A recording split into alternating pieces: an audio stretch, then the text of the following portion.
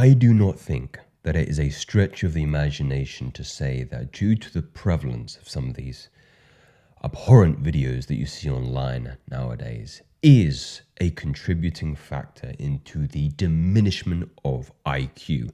It feels like people are a lot stupider these days. In fact, it's quite rare to find somebody who is of a similar ilk to yourself. There is a very interesting continuity in some of the messages I get. They say, Joseph, there is nobody around me in my local area, at school, at university, who has the same ambitions as me. And I find myself so alone, feeling so alone, me against the world, because there is nobody I really identify with. And in that way, they seem to be so self-absorbed in this cycle of pleasure. They're just constantly going to the pubs, the clubs, the bars, and drinking and chasing tail. I don't get it. I don't understand. I cannot coalesce with those kinds of ideas. And I believe that this is due to a shrinkage in the gray matter in the prefrontal cortex, to be specific. And we're going to identify how this works now. But first, before getting to B, right? We know we're getting towards B, which is repairing the damage in this area. We first need to understand A, okay? So this is the title, this part of your brain, and it will change. It will change once you are able to kind of tame this. Let's keep with the scientific terms. Once you begin to tame your limbic system response, which is more of the carnal, the animalistic, the limbic, the mammalian, reptilian brain. So the old paradigm, this is the one that you know. You've come to the realization that the allure of this kind of material and self-pleasuring oneself isn't the ticket to your well-being your adolescent self once thought it was. I remember those early years. I remember it's an interesting time, 14, 15 years old, when you self-discover your own libido, and it can run away with you. It does run away with you, and it feels like you are forever chasing its tail. It's akin to kind of warning a child once you come to the realization that this cycle is condemning, in fact, and it leads to a lack of self-control. It leads to a lack of self-agency in your life. And I really like the analogy. This analogy actually comes from a book called the Yoga Sutras of Patanjali, in which they're describing something called brahmacharya. You may have heard this term before, brahmacharya. Charya means path, Brahman means God. The path to God, and one of the paths to God is mastery of the self, mastery of the body, mastery of the self-reflex. And Patanjali writes in this particular chapter, and I can do a video on this chapter if you guys enjoy this analogy, that the stage one gets to is like telling a child, eating too much sweets, eating too much chocolate, yet it rots your teeth. It's nice. I think on occasion you can indulge in the pleasures and the sweets and the fruits of this world for sure. But if you're eating this every day, you're going to get bellyache. Your teeth are going to fall out. And unfortunately, we live in a world where most people are children in respects to their sexual reflex, and they're just gorging on it because it is so readily accessible. And I really, really like that analogy. So we go to the second page, the second phase, which is discovery of this kind of practice. Now, this practice has been around for years. I really despair at this idea that SR is a new idea, because it's celibacy, really. It's taking a vow of, you know how I like to describe it, and my favorite way of describing it is a form of fasting, sexual fasting. I really like this notion. Because in the same way that you can overindulge in food, you can overindulge in that aspect of your life. And what we do is we fast from it. And we know that fasting, especially over the last 10, 20 years, is coming up in the scientific literature as having so many benefits, because it is a form of hormesis, the hormetic effect. Let me know, guys, if you know what hormesis means. But basically, if you don't know, it is when you accrue a stress on the body in order to benefit physiologically long-term. Exercise is another form of fasting. When you exercise, you tear the muscle. They're called micro tears in the muscle, in the notion that it repairs stronger. Fasting does this. I believe celibacy does this as well. However, initially one succeeds, and maybe 1 week turns into 2, and then months pass. Yet as time progresses, a fog settles in and irritability creeps in, leading you to question the path you have chosen. It is a phenomenon known as the flatline, a phase marked by dullness, emptiness, and a pervasive apathy towards your life that you are living. And many people stop at this phase. This is part of a repairing process that we'll learn about a little bit towards the video, and about how different parts of the brain are starting to come online again and ultimately bring you out of this dullness, this apathy, this lethargy. The biggest misconception is a misconception about the idea of why a flatline occurs and whether it's a necessary step at all. So we're going to talk about the reasons behind this. 2 reasons. So the first is that your gray matter is starting to redevelop. If you read or listen to any neuroscientist who has done any extensive research in the area of this kind of use, it starts to weaken and destroy parts in the gray matter in the prefrontal cortex. Now, very brief overview about how the prefrontal cortex works. The prefrontal cortex is the last layer of your brain, the top layer of your brain. And the brain organizes itself from the middle outwards, and it grows from the middle outwards. So in the very deepest parts of your brain are basic functions, such as limbic system response, such as eating, such as intercourse, okay? As you start to go outwards, you develop higher executive function. And this could be things like cognitive skills, okay? Now, when you watch this kind of material, that part of the brain is not active. The limbic system is. The animal part of your brain is active, okay? And you're strengthening the connections in this area, and you're weakening connections in the prefrontal cortex because there's no higher executive functions up there. You're not there. Something else has taken over your hormones, your endocrinology, everything pumping through your bloodstream at this point. You're not thinking logically, you're thinking at your very primal level. And that's what I mean by that.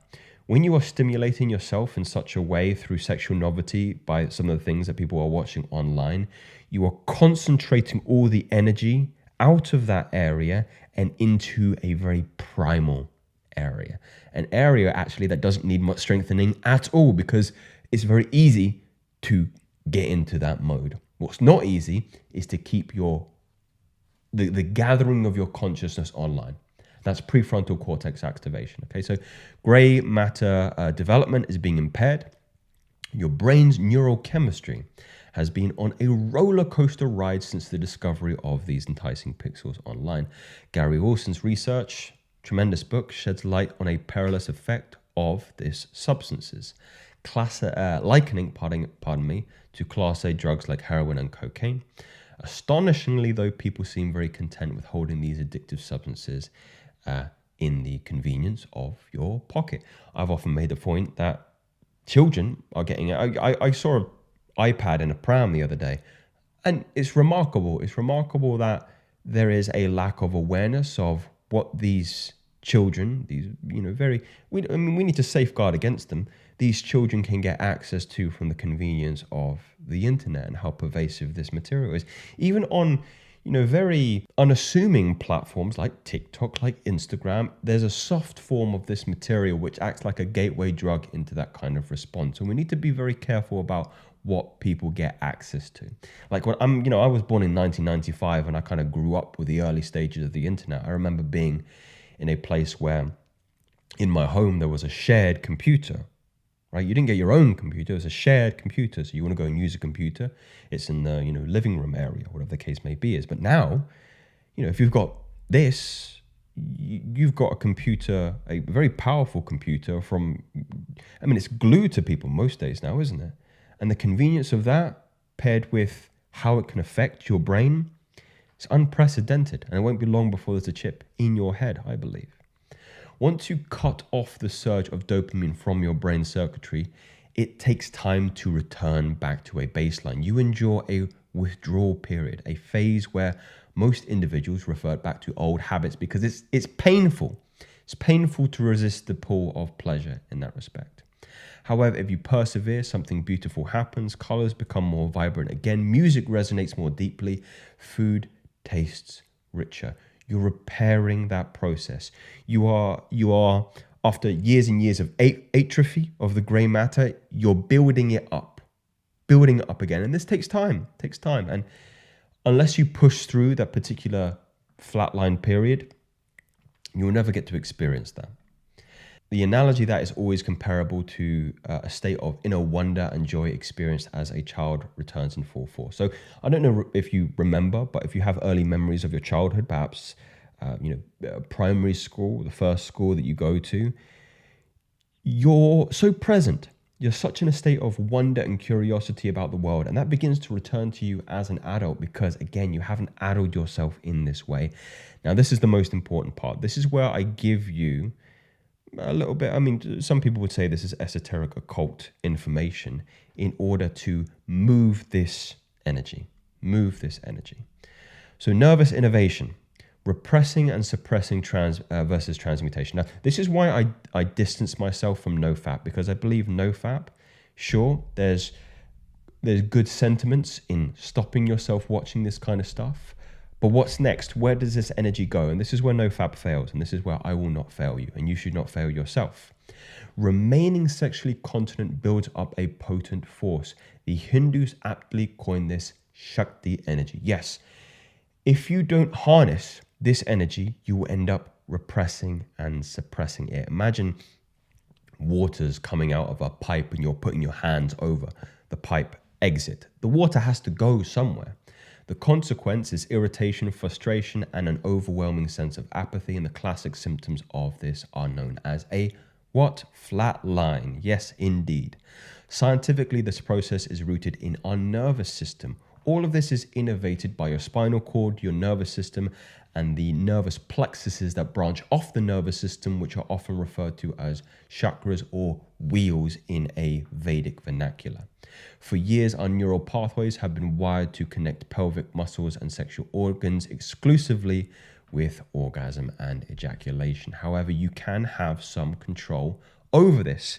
When you go abstinent, tension accumulates in this region as a consequence of constantly wiring and firing those particular nervous impulses together. When it doesn't happen, this tension is going to intensify. But like I said before, you can create a new neural pathway with this intention, okay? Here's what I'm talking about right here. These, in black, you can see your nervous system. This is what if I was to cut you open right now and pull this out of you, this is what you would see. It's like an upside down tree, okay? Now, you can see that there are certain gathering points that are referred to in the Hindu vernacular as wheels, okay? In a scientific vernacular, these could be plexuses. So you've got the solar plexus, you have the heart plexus, you have the thyroid plexus, okay? A plexus is just a conglomeration of a concentration of nerves in one areas. And they're typically referred to as ganglions, right? The ganglions are these nerve clusters. So it's where you have a lot of innervation to big autonomic nervous systems tasks like digestion, for example. Now, you can have conscious control over the autonomic nervous system. And if you don't believe me, Wim Hof proved this many, many years ago, and he is at the forefront of some of the greatest research that is happening where you can have conscious control over this. And Wim Hof is very key in this area because his techniques, not just cold exposure, but one of the key elements that you need to be doing every single day if you're going to have complete and utter agency and jurisdiction over yourself, your life, is the breath. So simple. So simple, free, so obvious. And when you think about it, breath is the only mechanism in which you can have conscious and unconscious control over. You can bring it to the full front or to the front of your awareness, or it can sink back and go automatically. It is the key. It is the key to getting into the automatic. It is the key into getting into the conscious. It is the key in complete and utter self-regulation. We need to be consciously practicing breath work every single day. So through focused breathing and activating the pelvic floor nerves through Kegels, you can redirect this tension back into the spinal cord, channeling it through various nerve plexuses and storing it in the ganglia, which are, again, the cluster of these nerves.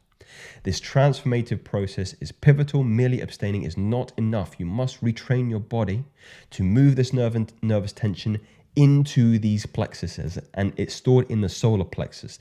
The Taoists called this the lower dantian, I believe, and they refer to it in the East as the second brain because it has the largest amount of nerve connections in your solar plexus, the sun plexus, the place of life. That's where it is stored and where you can pull it out and start moving it through the microcosmic orbit. The microcosmic orbit is starting from the perineum, going up the spine to the crown, round here, the front, into the heart, into the solar plexus.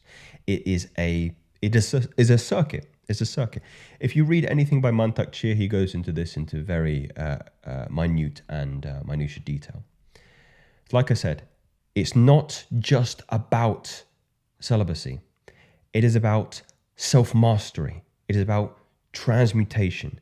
It's about this is, you know what this is? This is alchemy, inner alchemy. You are using air to move cerebral spinal fluid, water, so air into water. The water turns the wheels, the chakra, the wheels, which generates electricity because your nervous system is electric, right? It's alchemy. This is all alchemy. This is very deep level occult knowledge. And the entry into this is so simple, but it's about intention, it's about execution, it's about discipline to these things. It's about, are you sitting down in the morning and the evening and consciously being aware of your breath? Your meditations will get deeper when you start doing breath work. If you want guided breath work, you can find it on my Patreon for this. But there's free resources out there. I implore you, if you are looking to better control your state of mind, regrow the density in your gray matter for higher executive function, you need to breathe. You need to breathe and you need to rid yourself. You need to do an exorcism of these demons in your psyche. And if you subscribe to that, you subscribe to me. These aren't theories, they're facts. Speak soon.